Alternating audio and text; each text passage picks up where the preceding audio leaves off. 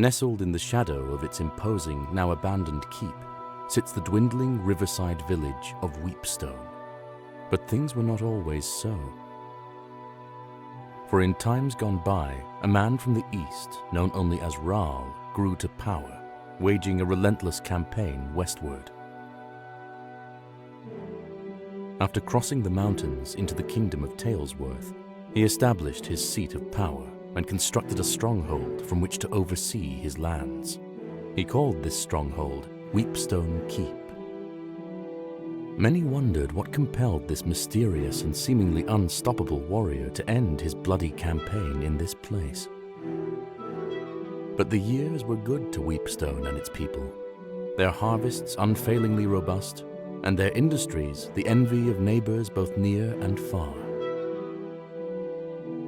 However, Raal would not live forever, and upon his death, his lands passed to his eldest son, Byron, and thus began the troubled times. Long past are the seasons of plenty for Weepstone and its people, whose fields now sit barren, the people forsaken by the good fortunes they once took for granted. To the astonishment of many, Byron abandoned Weepstone Keep for a modest manor on a hill near the town, and forbade anyone to return to its halls. Now the town barely survives, mostly as an unwelcome stop along a trade route used by merchants too impatient to travel the hospitable roads of the south. Only the trapped or the desperate continue to call this bleak place their home. Our story begins here, on a night of ill omen, as the people of Weepstone have been called to the tavern for reasons unknown.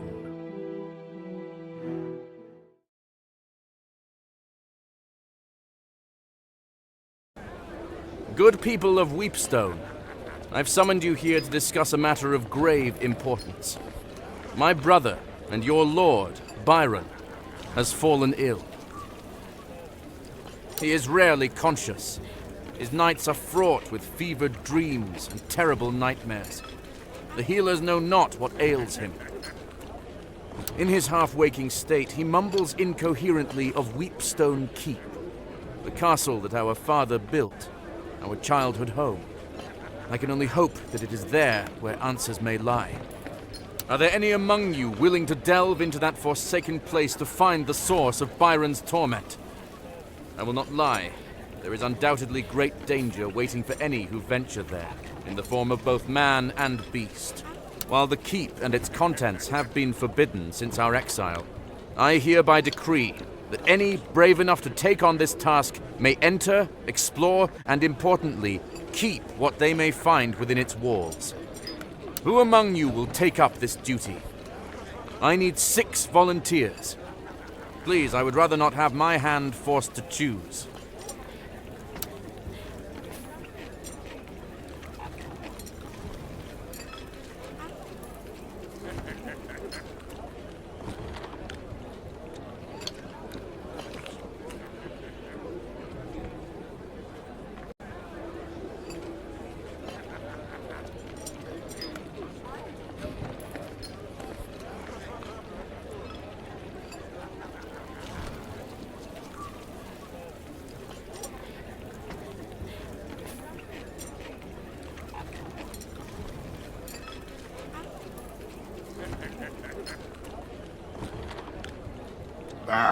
I said I would stick to plows and horseshoes.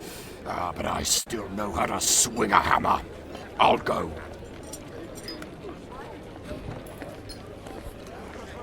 I'm always one to lend a hand, but I'll have to see what Della thinks about it. We know the keep better than most, Egbert. It's only right we try to help. Okay. What's the key?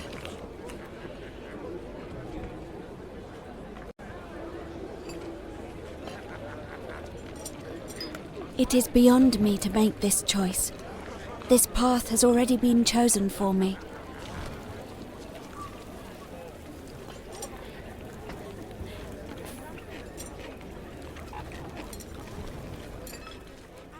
And so the unlikely party set out for the keep, arriving at the gates just as the evening light began to fail.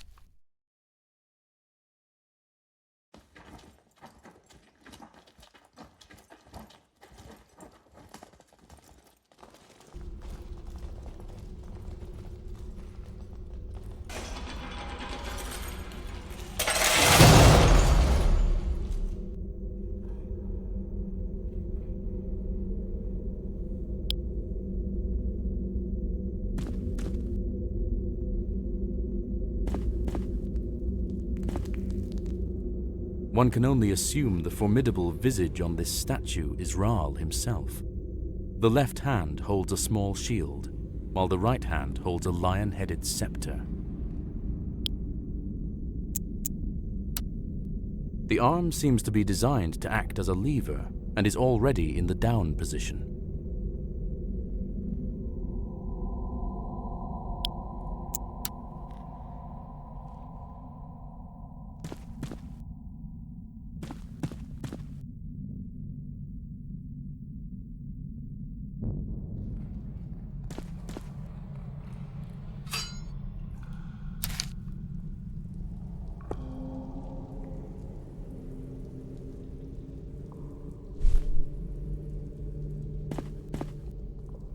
The party lifts with their combined might, but can do little to move the steel portcullis.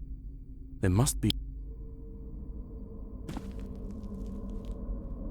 One can only assume the formidable visage on this statue is Raal himself.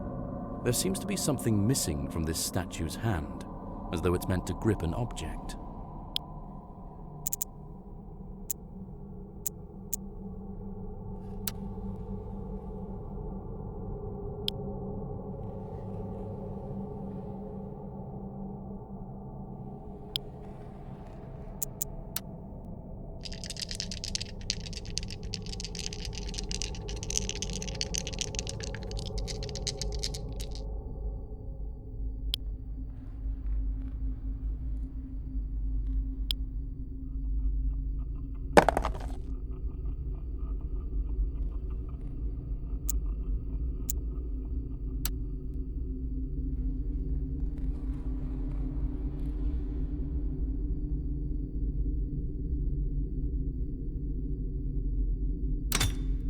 The scepter snaps into place with a satisfying click.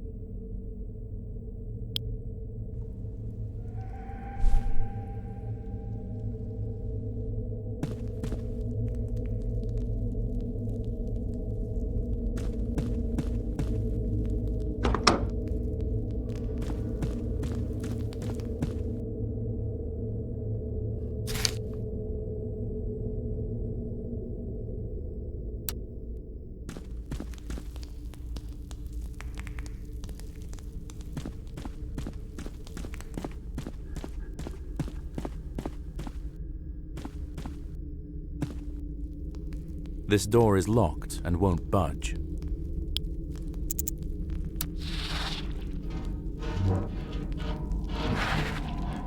You hear a soft chittering, followed by the clatter of metal on stone.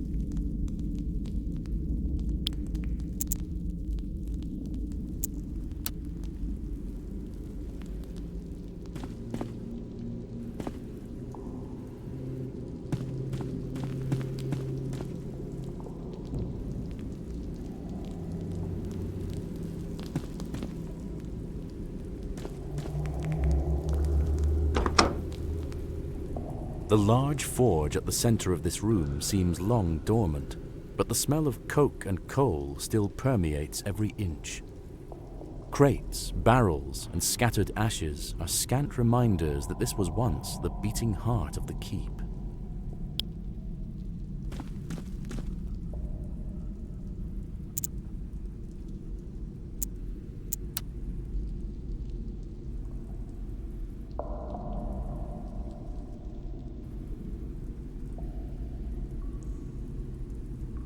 That item doesn't seem to work here.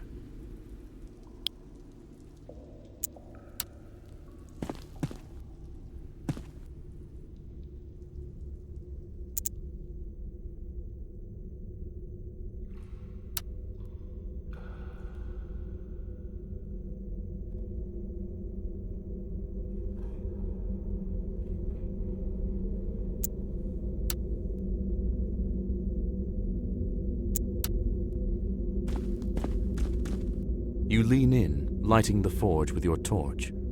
It is indeed lit, but only just.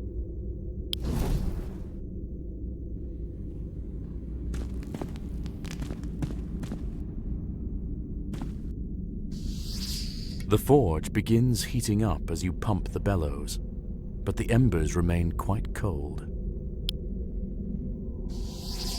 As more air pumps into the forge, you begin feeling some heat. The forge is as hot as it's going to get. The heat feels good in this cold, forgotten place.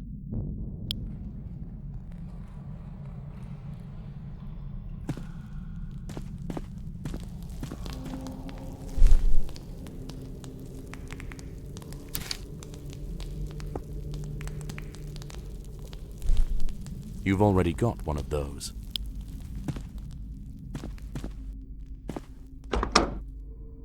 A filthy, disheveled man holding a knife cowers in the corner while eyeing you cautiously. Makeshift bedding and various personal effects lie in disarray. The smell is pungent. What are you lot doing in here?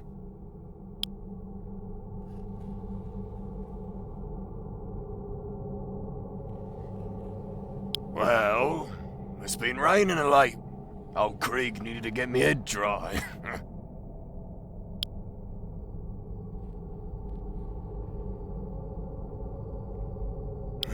Other than all the creatures who want me dead, nothing in particular.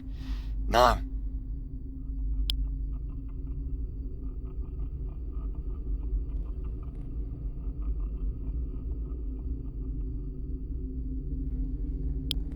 Sure. If you'll, have, old Krieg.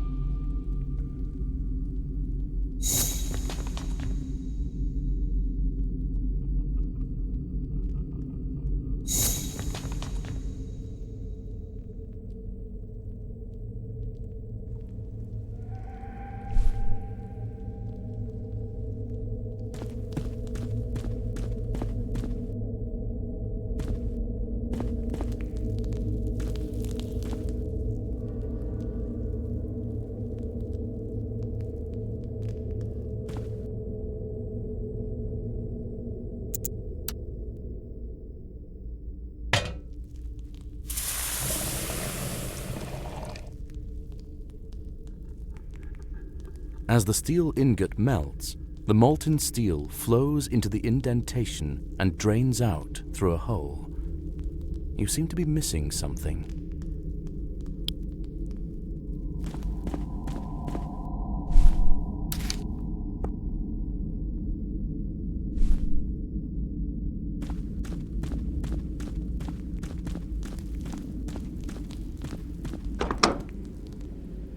The smith's quarters are Spartan and humble, but must have once been a comfortable respite from the heat and ringing of the forge after a long day's labors.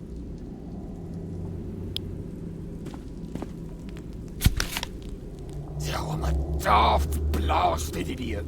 I just can't seem to keep my head on straight anymore these days. 1. Forge the armory key for the 3rd time this year. 2. Finish up Larona's set of fancy daggers. 3. Ask the apothecary about these blasted nightmares.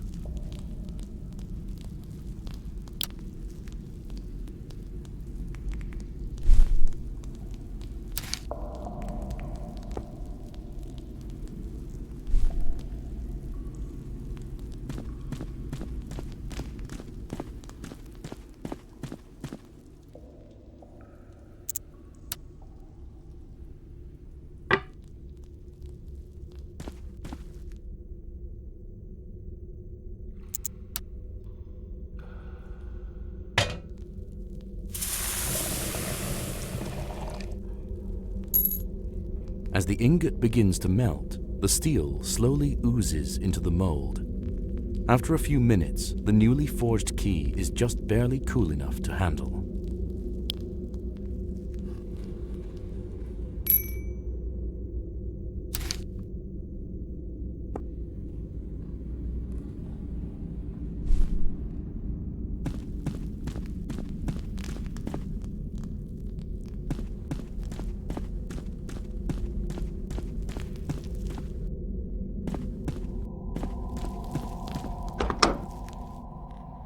This stately but smaller hall seems to have served as a gallery of sorts.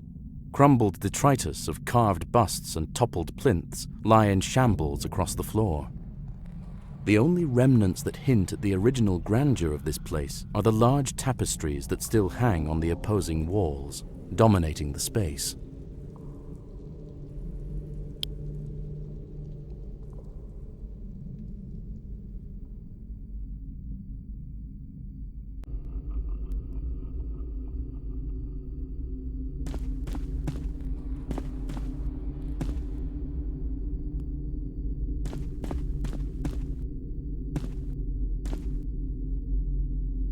Before you spans a great mural dominating the entire stretch of wall. A man, most likely Rahl himself, sits astride his great warhorse. He brandishes an outstretched sword at the body of a fallen foe, flanked by his imposing host.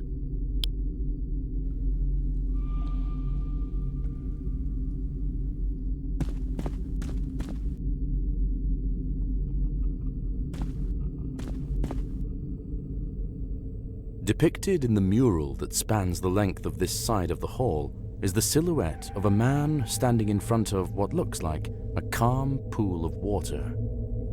Though at first it appears to be merely a pool in a cavern, the exacting geometric carvings that decorate the hewn stone walls are of unsettling design.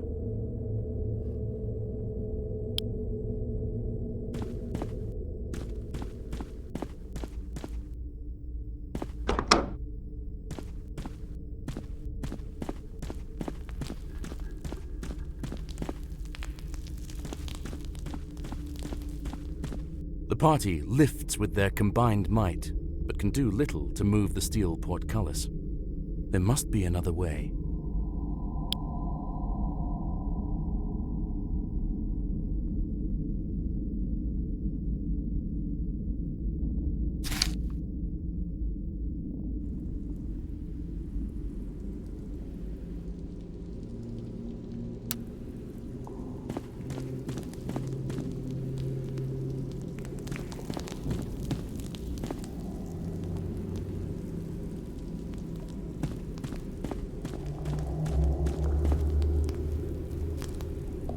This door is not locked, but it refuses all attempts to open it.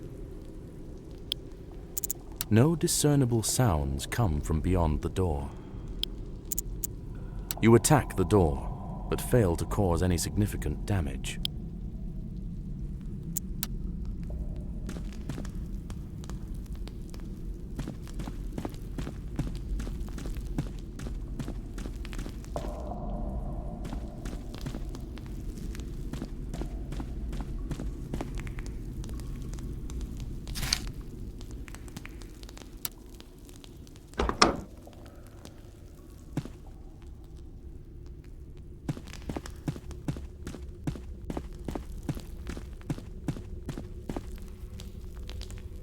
This door is wedged shut by the damp and refuses to open despite your best efforts. Your weapons and inexperience do little to harm the stout door.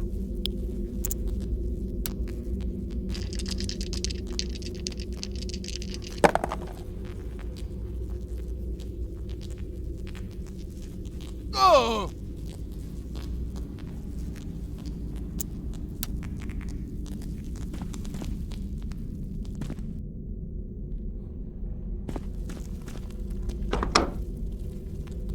Spartan beds and matching foot chests hint at this room's use as a barrack of some kind. The ravages of looters and time have been unkind, leaving it in shambles. A makeshift structure built from bed frames dominates the rear of the chamber.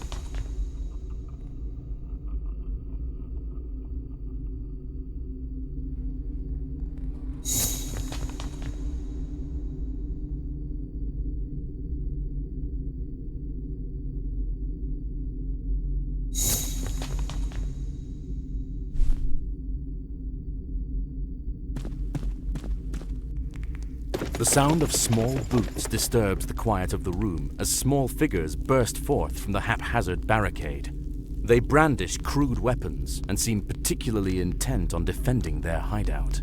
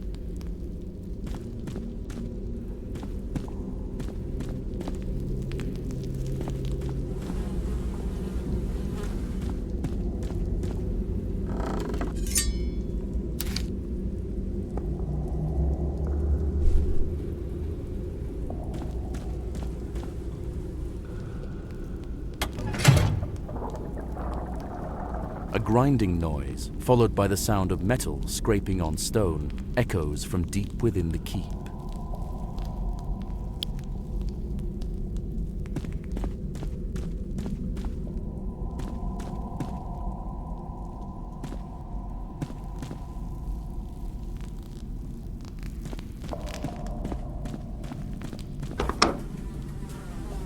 A foul odor pervades this place, a smell so heinous it is beyond description.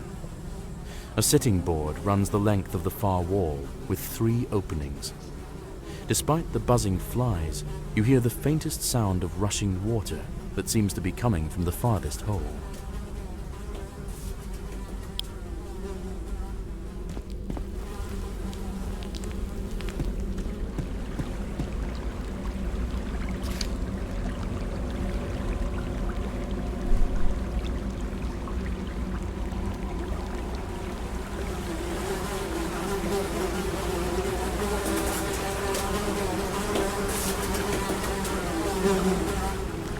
Peering into the opening shows a drop that leads out of sight and into absolute darkness, farther than any sane person would attempt to climb, unless, of course, they wished for certain death. You hear the sound of rushing water coming from below.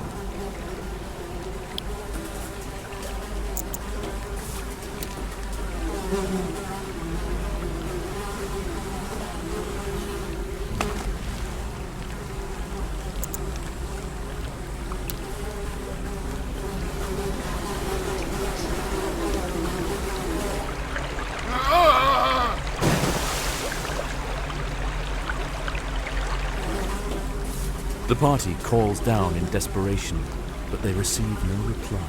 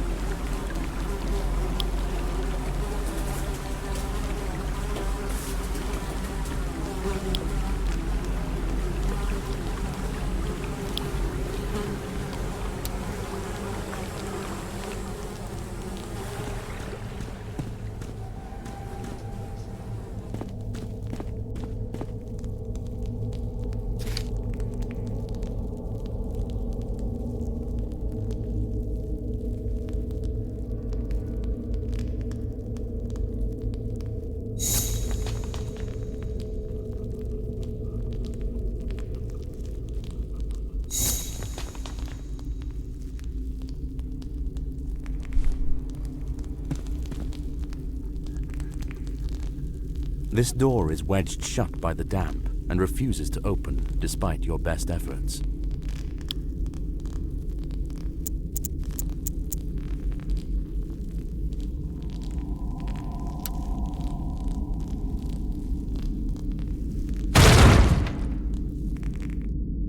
Though humble, these quarters were clearly reserved for a captain or leader of the keep's guard.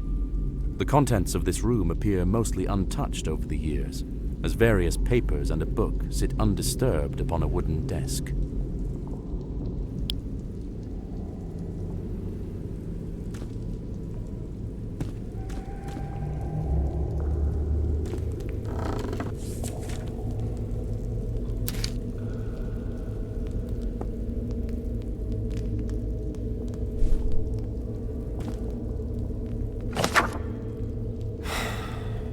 My thoughts of late are greatly troubled, and my faith in our Lord falters.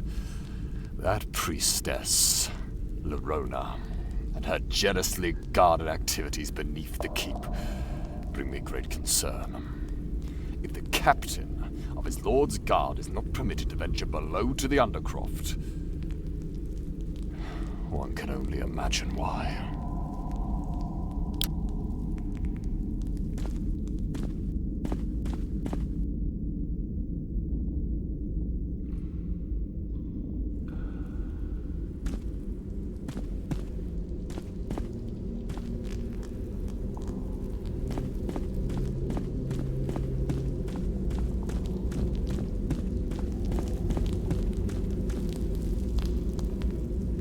This door is not locked, but it refuses all attempts to open it.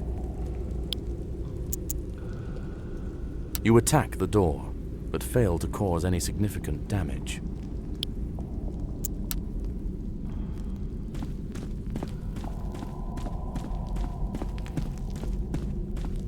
The party lifts with their combined might, but can do little to move the steel portcullis.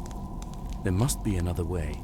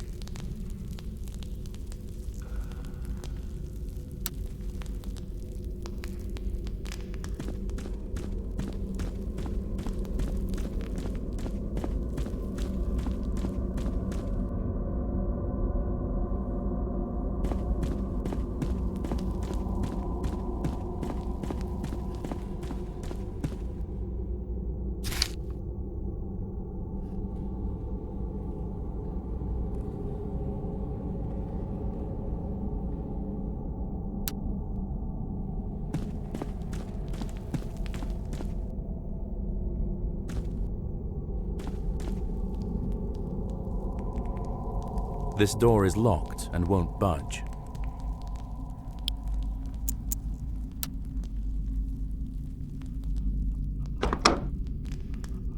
Your entrance startles the large, scuttling creature that seems to have been nibbling on what remains of an axe blade. It rears up in surprise, emitting an eerie, chittering noise.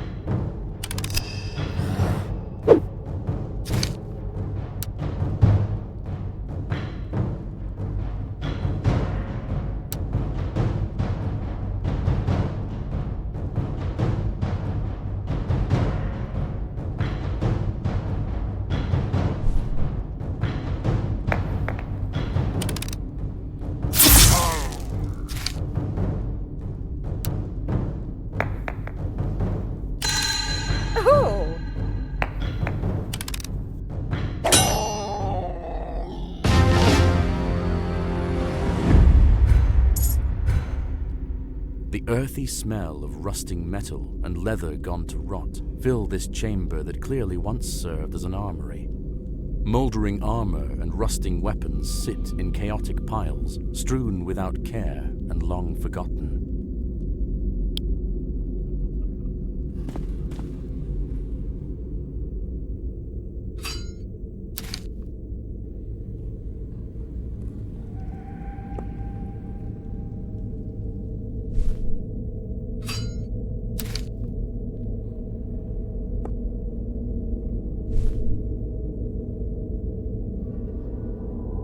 These weapons have been corroded beyond use by the Iron Belly's fetid bile.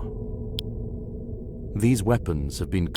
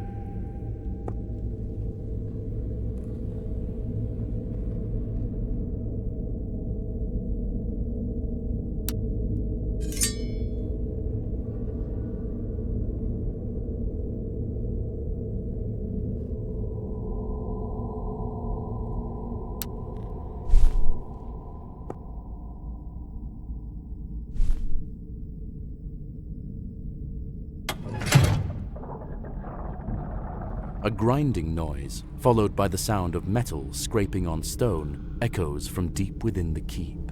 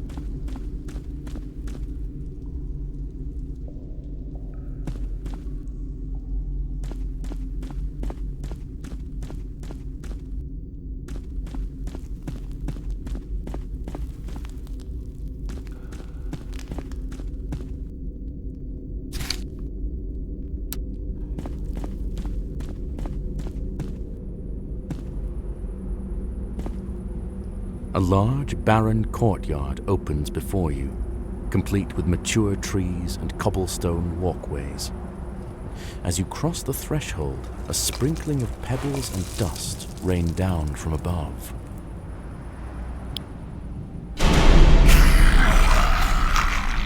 From atop the towering walls surrounding the courtyard, a group of screeching kobolds vault the parapets and descend upon you.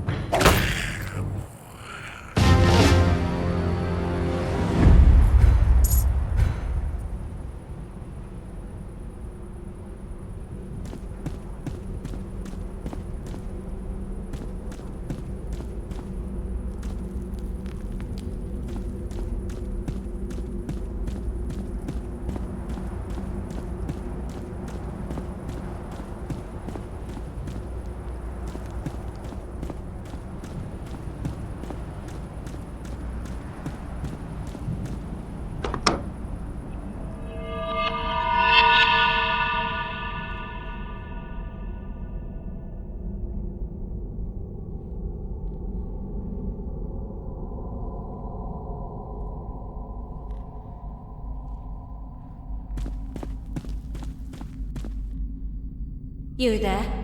Who are you that dares enter this sacred place?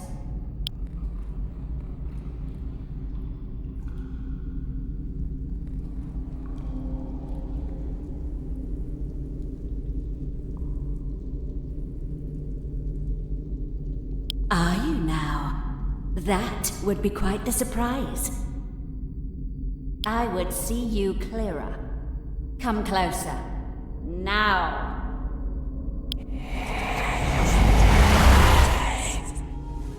It would be rude to not introduce myself to guests. I am Laronia, the ever-faithful. You say you've come on behalf of Byron. How does he fare? Still a craven, I presume?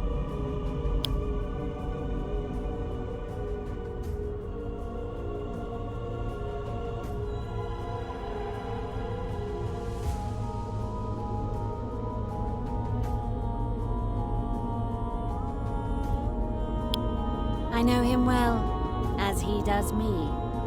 I don't know that he speaks of me often, though. I am untroubled by what fools do not know, but they make such bad company. Time to remedy that.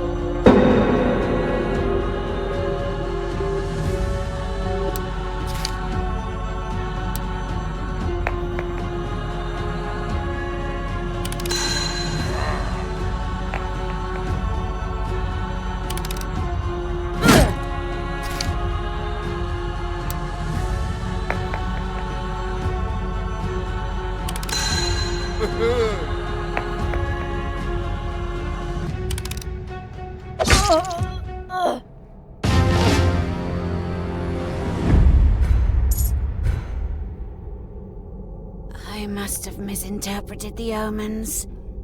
Today, he calls for me. It matters not. I am only a servant in his grand designs. It has already begun. And with that, the spark of life fades from the mad priestess, leaving behind naught but a dead-eyed rictus.